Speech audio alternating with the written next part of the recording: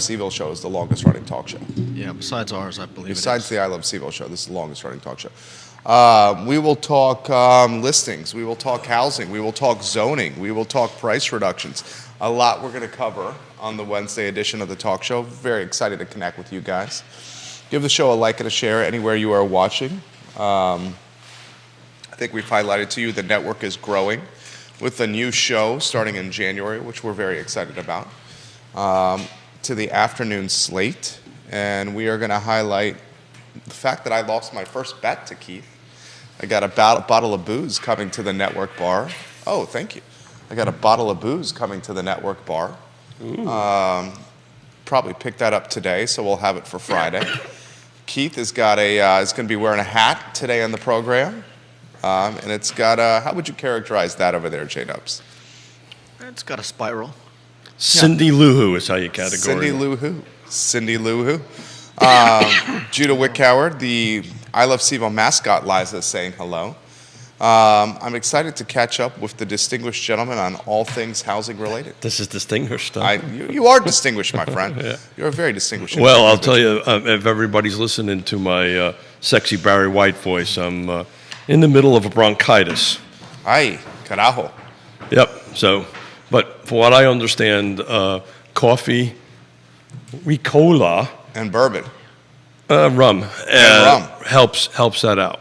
Georgia Gilmer, welcome to the program. Thank you kindly for joining us. Give it a like and a share anywhere you're watching. Ray Cadell, Andy Zeman, hello. Thank you kindly for joining us. Carrie Rock, Kyle, good to see you.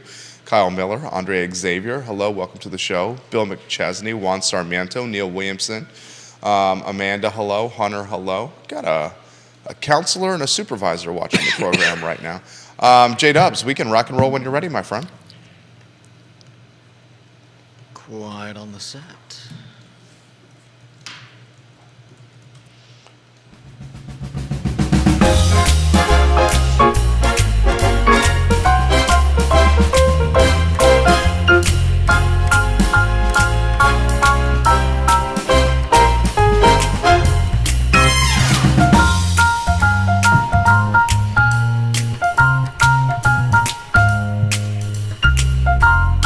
Good Wednesday morning, guys. My name is Jerry Miller, and thank you kindly for joining us on Real Talk with Keith Smith. It's a pleasure to connect with you through the I Love Seville network on a show and a network that literally are growing every day. Those details coming this week.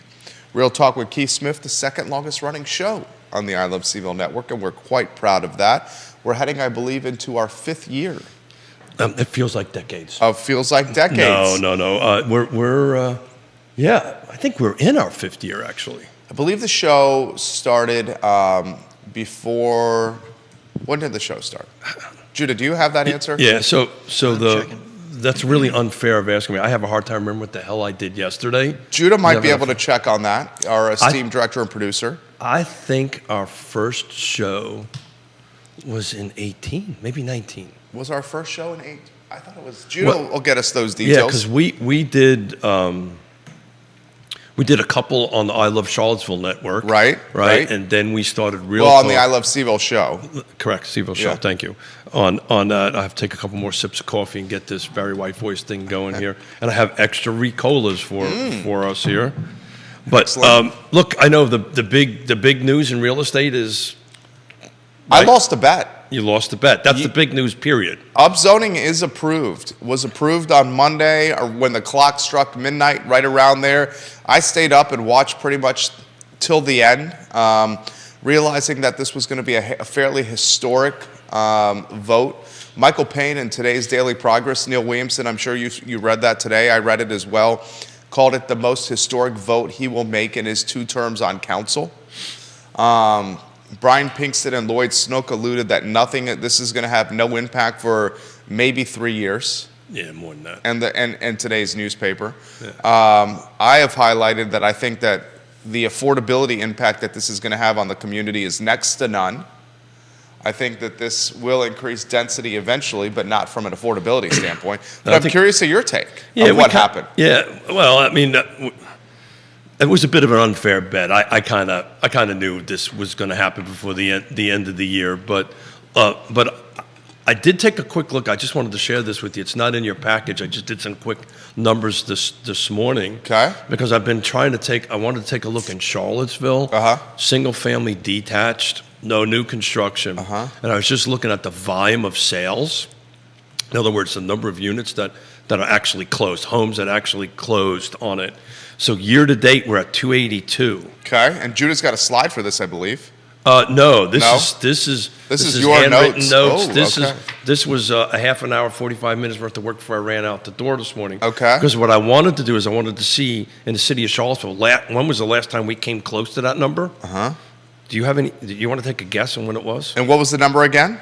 So we're at 282. For single-family detached. Single-family detached sold. This is not condos. This is not attached. These are just single-family detached homes because, that's what this whole zoning was about, And, right? and what time period?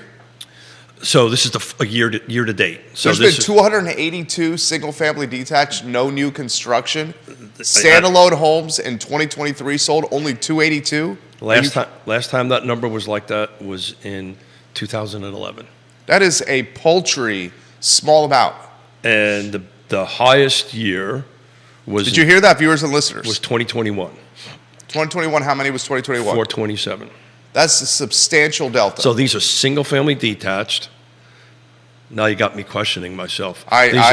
These are single-family detached. I did this very quickly on the morning, but we'll go ahead and double check it. But I was conversating with my friend Woody Fincham. But while you chat a little bit, I'll just double check that. Judah, do you have a 3-shot ready to go? Get a 3-shot ready to go and let us know do you have the number for the first Real Talk with Keith Smith episode? Yeah. Why don't you 3-shot and we'll get you on screen. Is that an Ann Wickhauer original? First, that sweater you are wearing? No, it's not. It's a fantastic sweater. I Thank want to you. highlight that you're looking quite spiffy today. What is the Real Talk with Keith Smith debut, episode 1? Episode 1 was in May of 2019. May of 2019. So the 5-year marker is this May. Yep. What day on May? Day in May. Let's see. No, that number's right. That's It was right. the 3rd. So May 3rd is your 5-year anniversary of Real Talk May with 3rd, Keith we got to Smith. write that down. We should write that down. We should make a big splash. Before I just double check that number, it's right. 282. Wow. 282, January 1, 23 to 12/20/23. So it's year to date on that. Single family detached in the city of Charlottesville. I drop out new construction. It really isn't a big thing in Charlottesville. It's 281, and you have to go back to 2011 to get somewhere close to that. And that number's 266. Kevin So- Yancey says the city cannot get out of its own way to streamline any of these processes. Yeah. We'll talk about that in the program. It did approve the Verve, and it did approve that Ivy Road project. And those are huge. Those are huge Can you density stuff. go ahead, Keith? So those are Lock those that will, door if you can, Judah. yeah. So those will be huge density. We had our fans coming in. I see that. Yeah. I see that. So so those will be huge projects to move in there. But they, look. I've said this before. It's going to be a bell curve. It's going to be it's going to be flat for a while. I think, if we're doing this show in 2023, which is another 10 years from now, that'll be 15 years. 2023 is this year. No, excuse me, 2033. Okay. For this year, in 10 years, we'll know what happened. It's going to take 10 years. It's going to take 10 years. And, if everybody thinks we're going to have 50,000 houses, additional 50,000 units pop up, it's just going to take forever to come through. What do you think it's going to do for affordability? Yeah. So, as I've said before, I'm a proponent. Yeah. I think this was a good thing. I think this is going to take a long time for affordability. That's what I meant by the curve, the bell curve. Stuff's going to be expensive. Units or counts are not going to go through the roof. I mean, I'm just shocked that the volume of sales in the city of Charlottesville is at 2011. I figured was 15 and 16. We were talking about that forever, and it's literally 10 years ago, or more than 10 years ago, before it was matched to the volume of sales that we have right now. And that's why everybody's kind of, in our field, is kind of hurting. Oh, yeah. A little bit on that. But just think about it. Somebody should do a Google search on what the 30-year mortgage was in 2011. I can do that. So sales volume, single-family detached, no new construction in the city of Charlottesville is at the equivalent levels of 2011. 2011, yeah. 2011. That is a factoid for a cocktail party for you guys. And then, when we start looking, so in the beginning of the year, when we start looking at county by county and jurisdiction by jurisdiction. What do you think it was in 2011, the 30-year fixed mortgage rate? I have it right in front of me. I think around 6. This will shock a lot of people.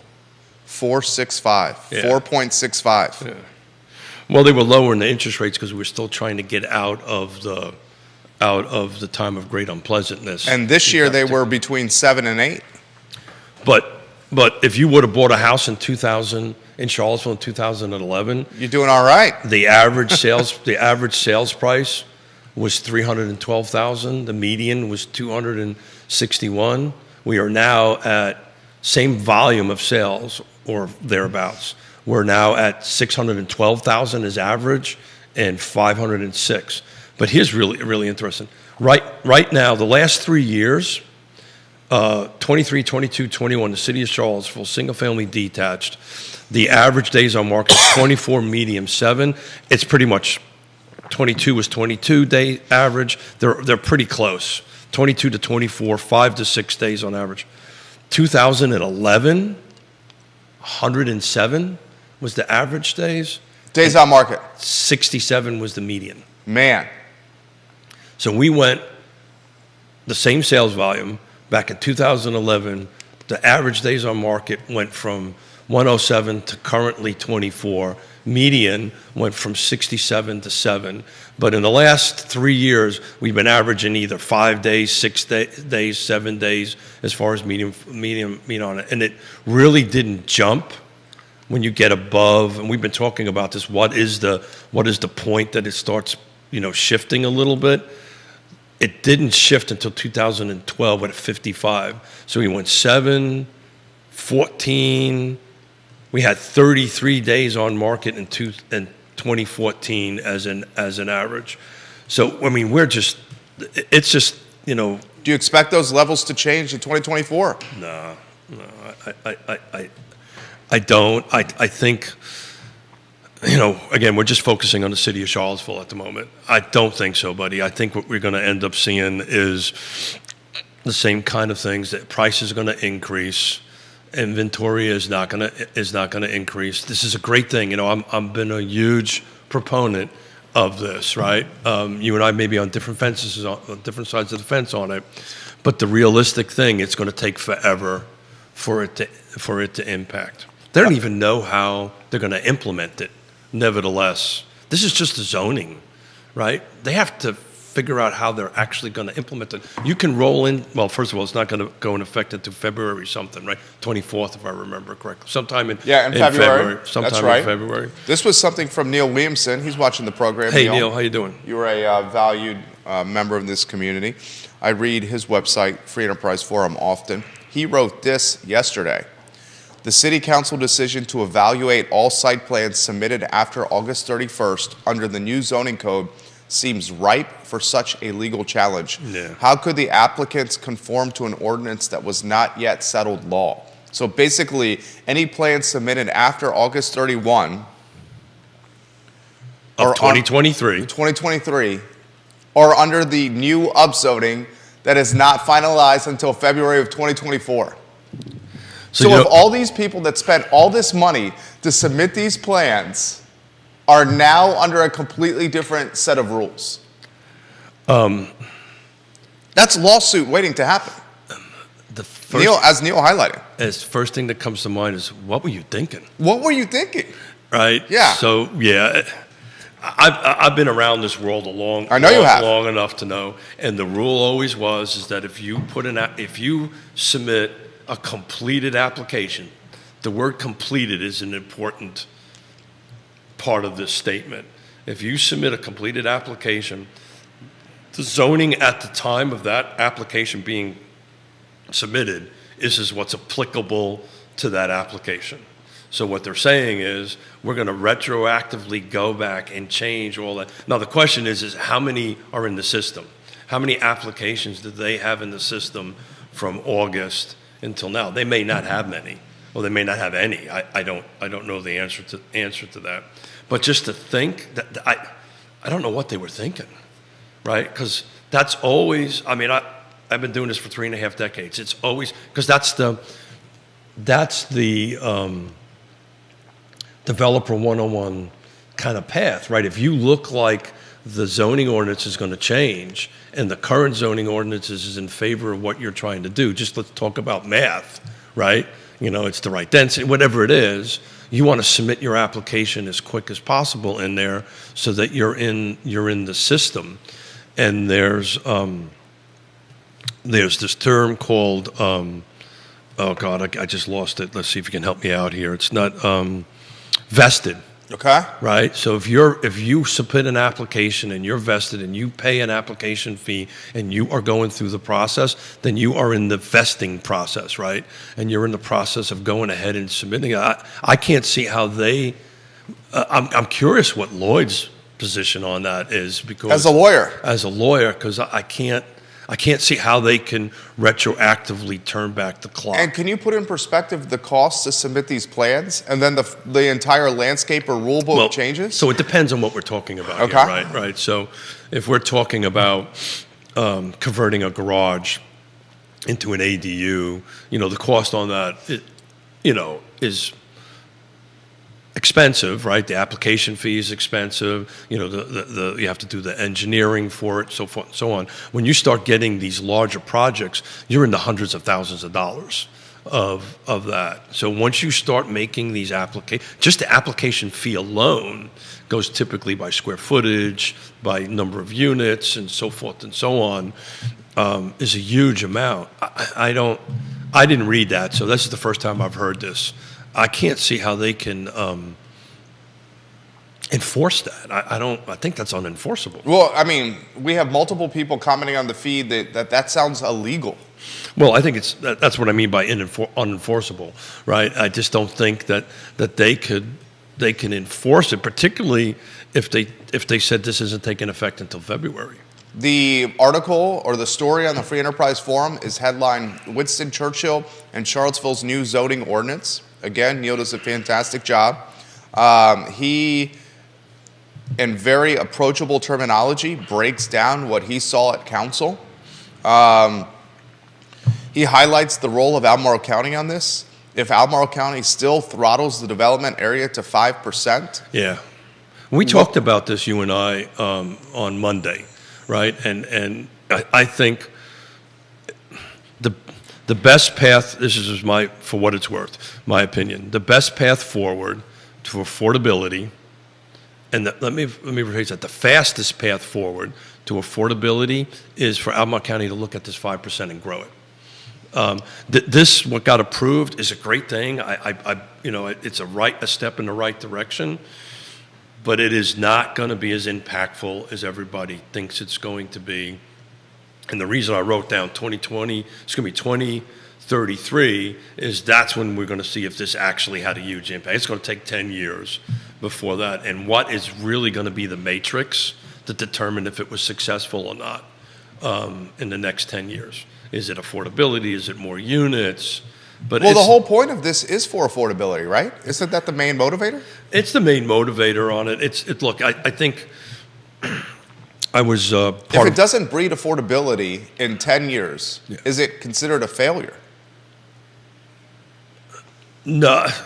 So it could be affordability. I think that could be the underlining thing. I think the underlining intent is to increase inventory, increase units. And if you increase units, the theory is stabilize prices. You stabilize prices, right?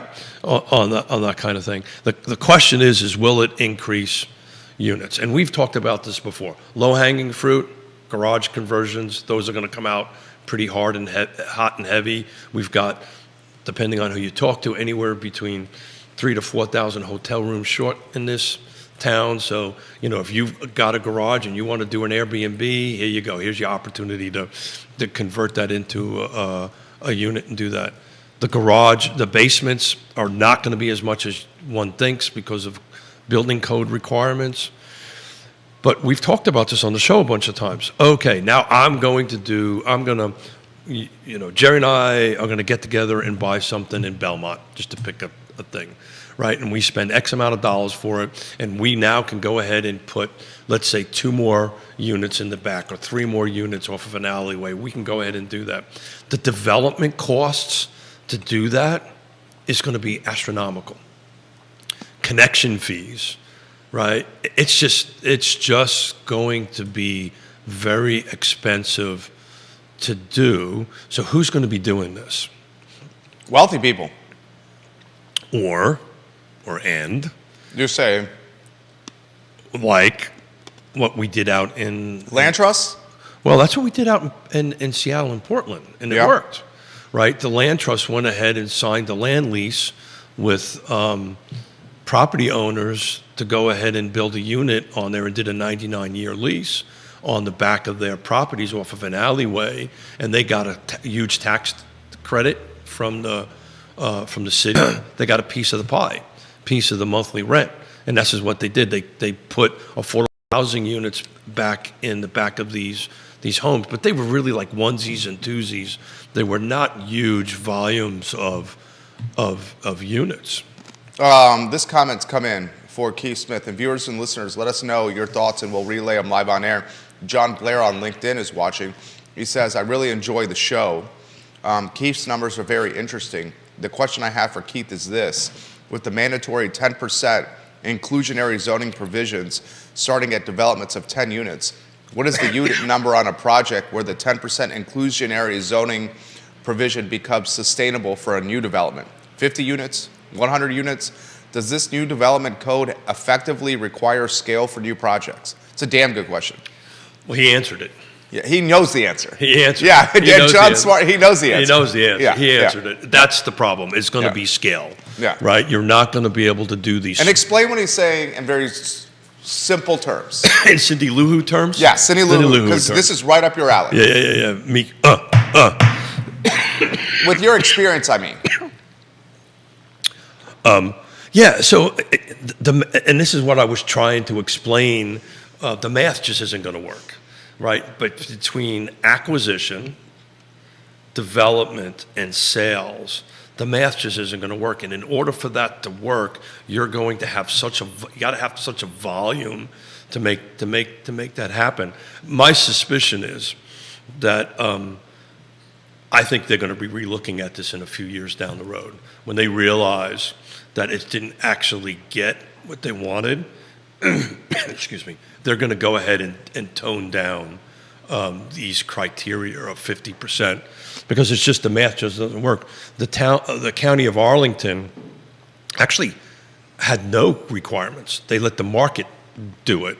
I don't know how successful it has or been or hasn't been. They've been tied up in lawsuits ever since they adopted it about a year ago, which, by the way, that's what's going to happen here. Like, if you don't think lawsuits are going to get filed on this, I believe that's already happening with one neighborhood. Yeah, there's going to be lawsuits filed to go ahead and try to slow it down. But that's a great future show. Because I just off the top of my head, I can't really do it. But what we could do is we could go take a look at, like I just outlined, a home or a piece of property in Belmont or Fry Springs or 10th and Page on it and do an analysis and say, okay, like I'm acquiring it for this. Let's look at a scenario where we're doing a 10-unit project on there. It's also, Jerry, the cost of construction. You've got to get the density up, right? Just like you noted on ADUs. The smaller the number of units, the more expensive it is, obviously. The more number of units, the cheaper it is, right? You just get to spread your expenses across more units. But I think it's Alexandria, not Arlington, who abolished single-family zoning altogether. If Neil's still watching, he could probably, I believe it was Arlington. Well, it's in today's newspaper. It was at Alexandria? Yeah. Okay. Alexandria abolished single-family zoning in November. Yeah, so Charlottesville councilors did not do that. they did not abolish Single-family zoning. single-family zoning. Yeah. But the county of, okay, I'll have to double-check it, but Arlington also did a missing middle zoning ordinance, very similar to the one that was adopted before. I think Alexandria eliminated single-family detached. We did not eliminate single-family detached. But here's the reality of it. How many vacant lots are there in the city of Charlottesville? I mean, not many. So it's not really going to be too impactful. But Merry we Christmas should- from John Blair. Same to you, John. Thank you. We should do an ROI on it and take a look at what it looks like to go ahead and do it. But you will see this bell curve, the low end of it. There'll be the low-hanging fruit. It'll be garage conversions, basement conversions, or internal conversions in it. That's where it'll stay for quite a few years. I think what'll happen is then they'll realize that they're going to have to tweak this affordability percentage a little bit in order to get some. Because at this level, it's too much for anything to actually become a reality. The math just doesn't work. Yeah. And John was 100% right. It's in hundreds, right? Deep Throat has this comment. He sent this to me. He's out at his Bozeman, Montana Oh, cool. estate Cool. as we speak. He says,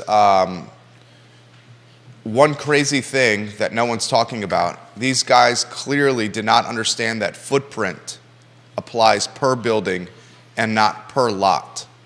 They thought that in RA, total footprint of buildings would be 3,000 times 3 stories or 9,000 square feet max. Sure, but that is per building, he says. The footprint limit per lot is given by the coverage area limit. So on an RA lot of 18,000 square feet, you can build 3 structures. Each can be owned fee simple, and each can have a 3,000 square foot footprint up to 3 stories. In theory, on less than half an acre, you could have 3 9,000 square foot mansions. Well, they wouldn't be mansions. They would be 3 9,000. They would be 3 6 12 units. Yeah, And- apartment towers probably. Here's the problem with that. Now half of them have to be affordable. And that math just isn't going to work, right? Because we're over to 10. Right. We're over to 10 units. Look, the reality of there isn't that many half-acre lots In the city, in the city, right? unless they buy something and tear it down. Unless they buy something and tear it down. Or, Logan Wells Claylow, good morning. Or they assemble, right? Because, one of the first thing that happens in the development world is you start assembling parcels. We talked about that yesterday, right, Judah? Yeah. Assemblage. Yeah, assemblage, and that's actually the hardest thing for developers to do is actually to assemble because you're dealing with a lot of different situations and relationships to go ahead and do that. The way the math works, in theory, he's correct. But the reality of it is that's probably not going to happen. I think the only real positive thing that happened out of this as far as that is I want a bottle of booze. You want a bottle of I want bourbon. a bottle of bourbon, right? Yeah. It's going to stay flat for a while, right? Lloyd Snook was sitting here and we had this conversation. They're going to start tweaking it and ratcheting up and down. They're going to see what's going to work. They don't know what they don't know yet. More importantly, the development community doesn't know. What's going to happen is everybody's going to stare through these 400 pages and go, okay, what does it really mean? And how is it really going to impact? And how can I really get stuff done? And there's a lot of smart people, way smarter than me, that are out there tearing this stuff apart and trying to figure out how can we move forward. It came up in a meeting I had with my executive director for the land trust. Okay, how can we use this to benefit the land trust? Is this a great position for the land trust to go ahead and do it? And in theory, it is, except the acquisition is off the charts. I mean, my God, right? If I want to buy a single-family detached unit in the in the city of Charlottesville right now, we're looking at median sales price of $500,000. Now I got to buy that for $500,000. Then I got to do all the infrastructure. Let's assume we keep the building, and then what else am I adding to it? It's just the ROIs, and a lot of folks are going to start putting them together, and we'll do that here for the show in the beginning of January. It's just going to be the slow roll forward, but low-hanging fruit will be garage conversions. And what we should take a look at that a year from now. How many actually got implemented? What do you think ballpark is for a garage conversion? So 100K? that's much cheaper than an ADU, and a detached. We flirted with 100,000? I'd figure about $1.50. 150. Good Lord. I would think so, yeah. What is the return on investment of 150 at interest rates? I mean, because they're Well, not. what you would need to do is you would need to get on Airbnb and figure out. So if I owned a Because home, you would say that those would become Airbnbs because the well, that's people where the live in math the is gonna- house. That's where the math's going to work. Yeah. Right. Because So- they could get the premium. That's a good call, Keith. Yeah, that's where the math's going to work, right? So if you go on Airbnb right now and look in what an Airbnb costs in City of Belmont. Charlottesville? No, do Belmont, Okay. right? So you would buy a house in Belmont, or you own a house in Belmont, and you've got a detached garage in the back. This is what happened in Seattle and Portland. And you go ahead and, so just the development end of it, right? So let's assume you got a slab, let's assume you got 4 walls, right, obviously, a roof on it. You know, the structure itself is in sound condition and can handle it. Now you've got to bring in water and sewer into that, which is going to be expensive, Yeah. right? So what a lot of people don't know about that, if I want to bring that into there, I have to go all the way out, just assuming it's in the street. I got to go all the way out to the street, make a tap into it. There is bonds that have to be posted, right? I have to go through all that expense and brain damage to tap into the water because $83 a night. it has to. Is that what it is? That math won't work. You're seeing 83. I'm seeing 35 for a room in a townhouse close to UVA. 71, 58, Yeah, 88, 95 for individual rooms. yeah. So you would look. Who in the right mind would convert that to I get think that kind I think of money? your numbers are low. I think if you take a look at a 1-bedroom. Oh, I am. 1-bedroom detached, right? Let's see here. You got a Like a whole, what they do, they call it a whole house.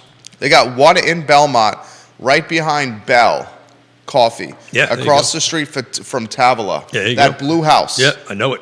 You know the one I'm talking about? I know it. Yeah. There used to be a I home. thought you were talking about Tavola. It used to be the contractor was there Yeah. on the first level. $83 a night Yeah, that math won't work. for a 1-bedroom, 1-bed, 1-bath. That math won't work. Yeah, you know. No one in their right mind would do this that has any kind of sophistication. Yeah. So the only way, so if we're going to go ahead and take a garage and convert it. And spend $150,000, your estimate is you're a Class A contractor. So Santa Claus is coming on Friday, right? And then we're all taking a bit of a break. Yeah, next week we're off. So what I'm going to do during the break You're gonna do a on a garage, I'm gonna do a cost of construction. I'm writing this down on a garage and site plan, utilities, and I'm gonna run a COG, cost of construction, COC, cost of construction, and a COD, cost of development to convert a garage, an existing garage, and I will go ahead and pull something that's for sale, and do that. But I think we already know the math isn't gonna work. So, how is this going to make a difference? How is this going to happen? So That's why I called it window dressing. Well, you got to Some- start. I'll push back a little bit. Okay, please. I think today it may look like that, Uh-huh. but how do you start any journey, right? It's the first step. So I think this was a good. The zoning ordinance needed to be amended. Again, I'm in favor of it, right? But it's just going to take a very long time, and what's going to happen is going to stay flat for a while. The bell curve is going to shoot up, and then it'll start getting to the point where it will start being impactful. But I think you're at 2033. I think 2033 is somebody's going to look at this and go, okay, it made a little bit of a difference, but it probably won't start ramping up until 2030, 2028, 2029, something along those lines. It's just going to stay flat. But you got to start somewhere, Jerry, right? Right? You got to start somewhere. It wasn't working the way it was, right? Right? We weren't having, if you were looking for increased density or increased housing stock, it wasn't doing. I was part of a. If you did a $150,000 loan at a 7.5% interest rate That wouldn't work. on a 30-year amortization schedule, your payment every month would be over $1,000. Yeah. If you're renting the I think garage for $85 No, a night, I think your number's low. I think I'm that's looking at it. I got it, but I think you could rent a well-done garage Airbnb for about $125, $150. that blue house on Hinton Avenue Yeah, well, is nice. yeah. Okay, so let's use simple math. Call it $100. $100 a night. Yeah. So bare minimum, You'd have to rent. You'd have to rent them 10 nights, bare minimum month, just to cover your mortgage.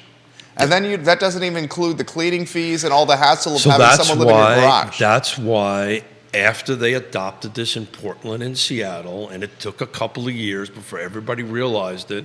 This is why they ended up working with the land trusts and other nonprofits to go ahead and do that, because those folks have access to grant money, so forth and so on. So we can go ahead and do that. That's where I think this is. If you want to help affordability, that's where it's going to go. But it's just not. It's just it's going to take a long time to go ahead and do that. I know I'm repeating myself. No. You're doing great, Keith. But I mean, it's just there's nothing else more. You're doing great, dude. Yeah, I mean, but we could talk about this until we're blue in our face. It's just not going to have a huge impact. But it was needed. It was needed. The question's going to be, how are they going to figure out the implementation of it?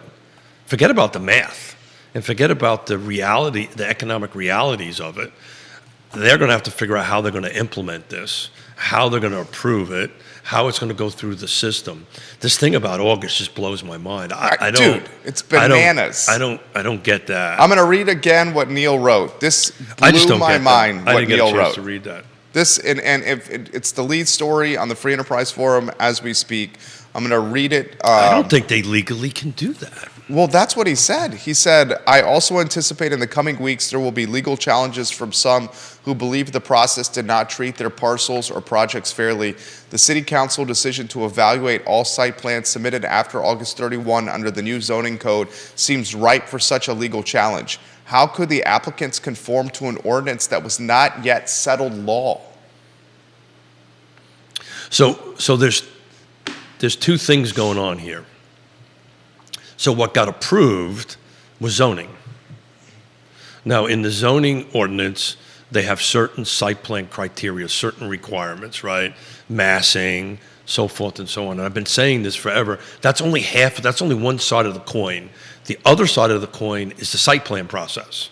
And this is, how you make connections to your infrastructure, traffic impact, so forth and so on. That is that's the actual implementation of the process.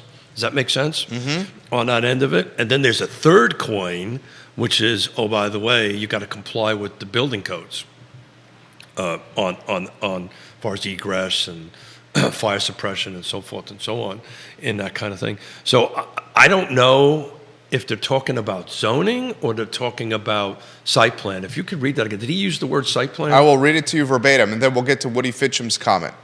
I also anticipate in the coming weeks, this is from Free Enterprise Forum, Neil Williamson, headline, Winston Churchill and Charlottesville's new zoning ordinance. I love it, Cindy Lou Who.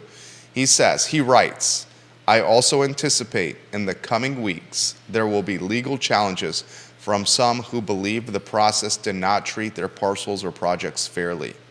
The City Council decision to evaluate all site plans submitted after August 31 under the new zoning code seems ripe for such a legal challenge.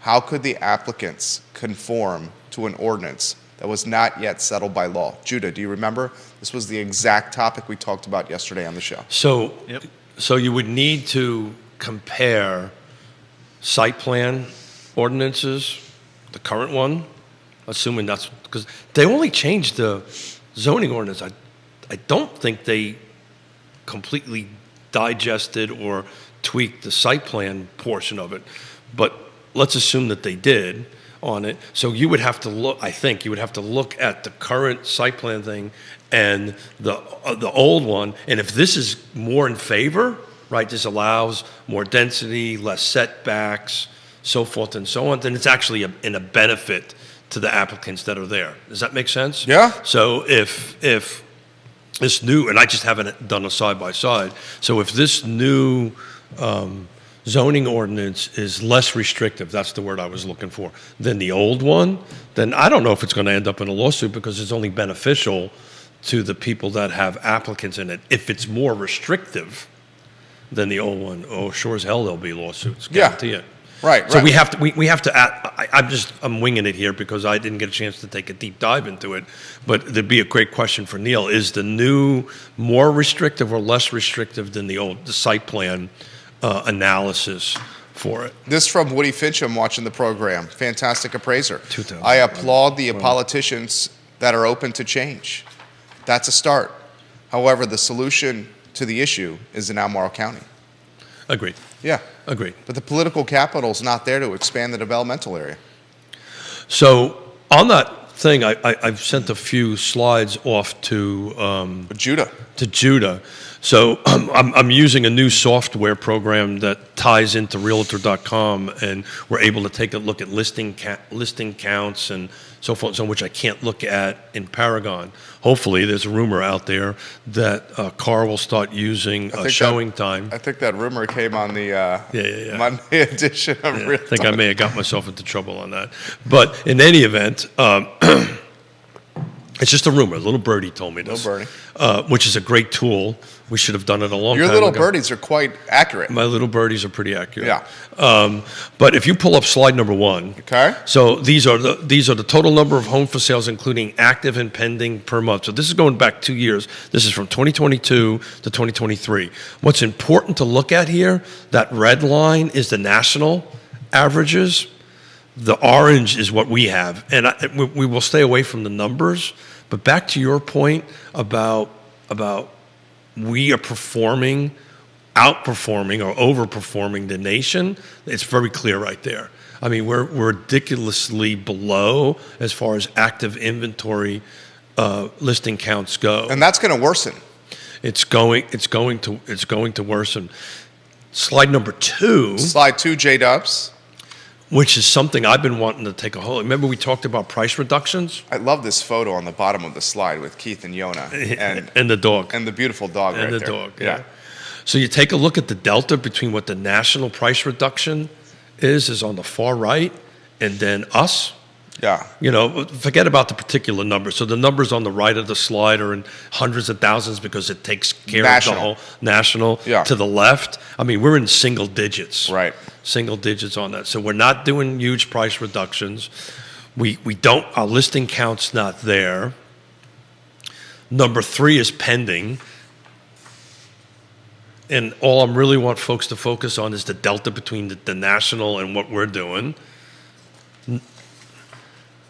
New listing counts, so these are ones this is number 4. I like this data. Thank you. You did a good job with these. Yeah, it's a new program. I can't manipulate it. I just tell it that I want the city of Charlottesville, and it generates it. Unlike the stuff that we do off of Paragon, that I can kind of manipulate it. But what I wanted to take a look at, if you put up slide number 5, Judah, see, that is the median list price. The list price for available homes in the market, not sold price. These are homes that were listed. You see how we're above the nation on the back end of it? Again, this is 2 years going out. We're tracking, pretty much up and down, but we are now starting around September and October higher than the nation. So I posted these on my Facebook page. Facebook page. I saw that. It's just you could take a look at it. That, along with interest rates dropping, the city of Charlottesville is just going to get more expensive. Population increase. Well, that's exactly right. The population increase, but it's just going to but look, they did the right thing, I think, and move forward. It just blew my mind that the volume of sales, single-family detached, we haven't seen that since 2011. The average contract interest rate for 30-year fixed rate mortgages with conforming balances decreased to 6.83%. The average contract interest rate for 30-year fixed rate mortgages with conforming loan balances 726 200 or less, so below jumbo threshold, decreased to 6.83% from 7.07. We are now firmly under 7%. Yeah. And you're From actually October to now, we're looking at over a point and change in drop. And if you go ahead and Google this, Google if I've got an 800 credit score, what my 30-year rate's going to be. It's going to be much less than that. So credit score right now is more important than it has been in the past. Because their letting standards are tightened. The lender standings are tightened, but if you have a higher credit score and you bring a little bit more cash to the table, right, or buy points down, your interest rates are considerably less than that. Have you seen any in the fives yet? No. What's the lowest you've seen so About far? 6.2. 6.2 recently? Just yesterday with a client of ours. New construction? New construction mutual friend of ours. Yeah. Locked in at 6.2. 6.2. It's not bad. Very good credit score. Yeah. Brought 20% down. Yeah. 6.2. 6.2 is a great rate. Yeah. What's the average? 7-something, 7.25, 7.5 over since 1972. 6 is 6.25, 6.5 is a great rate. It's not 2%. It was interesting. I did this interview for Reese Media. Oh, how did that go? National media for real good. It was. Have to be careful because I'm gonna get myself. Because it's not out yet. It's not out yet. Yeah. Yeah. So you had to speak into the future. I will get to the comments coming in the feed here. Yeah, that was weird. I had my little ADD had a hard time doing that. Talking about something a month in the future and all this stuff, but. It's challenging when it comes to real estate, too, because it changes so fast. Well, the topic was interest rates. Right. So were you like, how were... I'm pretty good at this, so I know you are. So you're extremely good at it. So I did... But in a month, they could drop another... Well... Look at what they did from October to now. So the question I got asked, so there was a moderator, there was 3 other panelists on it. So there was a Jerry Miller asking questions. There was not a Jerry Miller, but there was a Jerry pace Miller, setter. A pace set. Well, no, he was a moderator. Yeah. And he was asking questions, and I didn't know what the questions were before he asked the questions. Okay. I just knew it was about interest rates and how do we discuss interest rates with our buyers. And the question I got asked was, how do I feel about the term date the rate, marry the house? Hate that term. And I literally, that's what I said. I said, date the rate. Marry the house, date the rate. I hate that. I hate that. And why do you hate it? I can tell you why I hate it. Well, first of all, I just think it's a goofy saying. But, all this conversation we got going on there before, and maybe not to take it down to the lower level, but, way back when, people were buying houses because of a low rate, and maybe not buying the right house. And you're going to find out. I think you're going to find out when you start seeing NAR come out with data in the beginning of next year, that you're going to find out there's a group of people out there that hate their house but love their rate. So you know what? When it's time to buy, it's time to buy.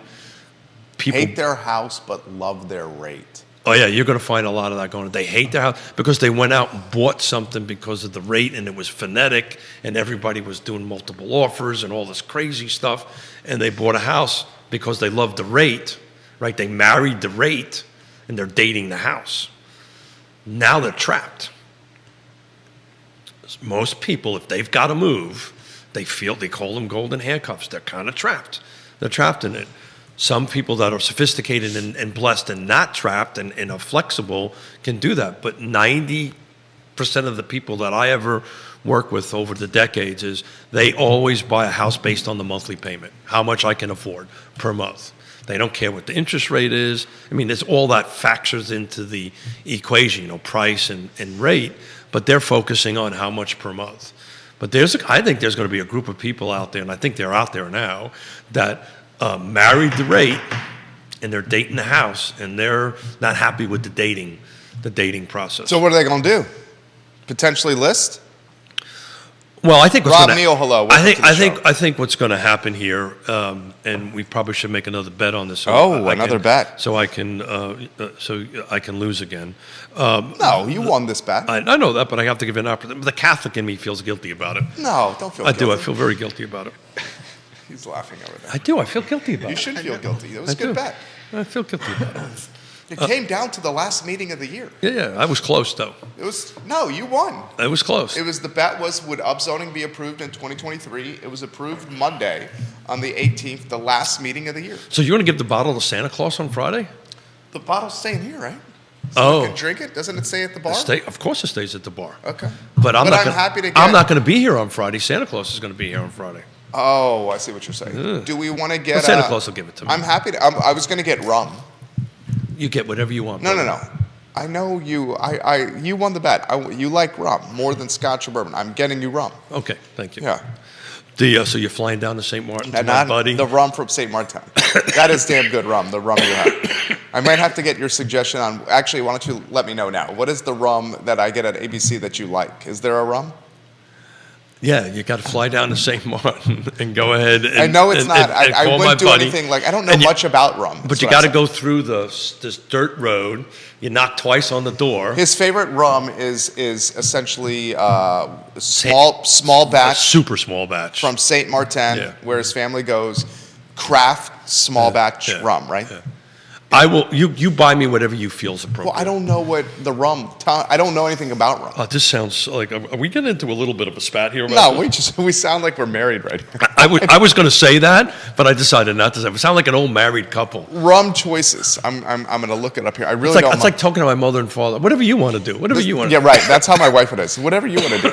I'll ask the clerk at the store. I have an esteemed, beloved friend that I need to buy a bottle of rum for. What do you suggest? Yeah. So off air, I'll let you know because the name escapes me at the moment. Okay. So we'll go ahead and look at it. Look, I do want to do something for Ray Cadell. If you can tag Ray Cadell. Ray Cadell, I'm tagging you. I think Ray's watching the program right now. We love you, Ray Cadell. I'm taking my mother and father to see Ray Cadell. Oh. And Matt Law, I think is his last name. There's the Elvis. The Elvis impersonator. Yeah. We're taking them for Christmas. My mother in particular is a huge Elvis fan, and we're going to take them out there and spend that. And spent a little bit of extra money. It got kind of close to the front center, and I'm going to be waving at Ray and Matt and. We're going to do a little dinner beforehand and watch. I'm excited about it. Evidently, that's a world-class Elvis. It's apparently world-class Elvis. Yeah. And and Pop loves Elvis. My mother does. Okay. I have to keep an eye on her, make sure she doesn't do something a little off color. She watches the show. Mom does watch the show. She watched the show. Mom does watch the show. Be careful. We Mom love does her. yell at me. But a shout out to Ray Cadell. I think there's a few tickets left. I looked at it this morning. My sister's coming in from New York City. I was trying to get a seat for her, but I think there may be a few seats left. But it's supposed to be an awesome show, and I'm looking forward to it. Steven watching the program. You know how lucky we are to have a guy of that level in this town? Steven says, I want both you gentlemen to know that I look forward to Real Talk. You guys do a fantastic job. I look forward to the data that Keith presents. And I'm curious what Keith's plans are as he heads to his 5-year anniversary of shows and how he will make a show that we already love even better. Oh, wow. It's funny. That's what's been running through my noodle for months. How can we make it better? How can we do better? And you know what? You know the simplest way to figure that out? You tell me. Not you, but the viewer and listeners. What do you want for us to do? As long as it's legal, and maybe just a little illegal, right? A little illegal is okay. Little illegal. It's something that it keeps me up at night. How can I do this? Because when we first started this, Oh, it was like, yeah, let's just wing it, right? And it's become, this is an awesome responsibility, and I don't take it lightly, and I don't take the fact that people watch and listen and invest their time, right? That's religiously. What's the one thing you can't make more of, right? Time, right? And they invest their time and energy to go ahead and spend time with us, and I take it real seriously. And I always want to get better. My bar's a little low anyway, so Beth Mark, hello. Yeah, but look, I think what makes the show good is our open honesty. I make a bunch of mistakes. I will continue to make a bunch of mistakes. I'm okay with making mistakes, right? It makes me human on it. But one of the things that I think is the great thing about what we do is our ability to be honest and our ability to be open and vulnerable, at least on my end of it. So, but please tell me how I can make it better. I'm in. It. And what's the plan for Friday, my friend? Friday, Santa Claus is going to be here. Santa Claus, Buddy the Elf is going to be. I love Buddy. Across from me. I think the director is going to be Frosty the Snowman. Oh. And what we can do, talked about people that are watching and listening. I love Buddy the Elf. Yeah. I think there's a lot of similarities there. Love Buddy the Elf. But the goal here is for people to tell Santa Claus what they want for Christmas related around housing.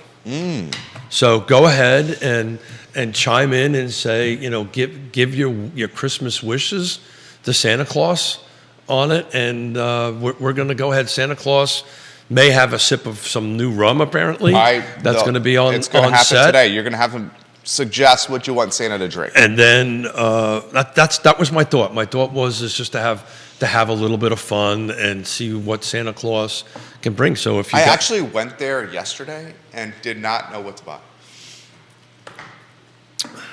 So my friend, we know each other well enough to know whatever you would have got would have been good enough for me. I know, but thank you for saying that.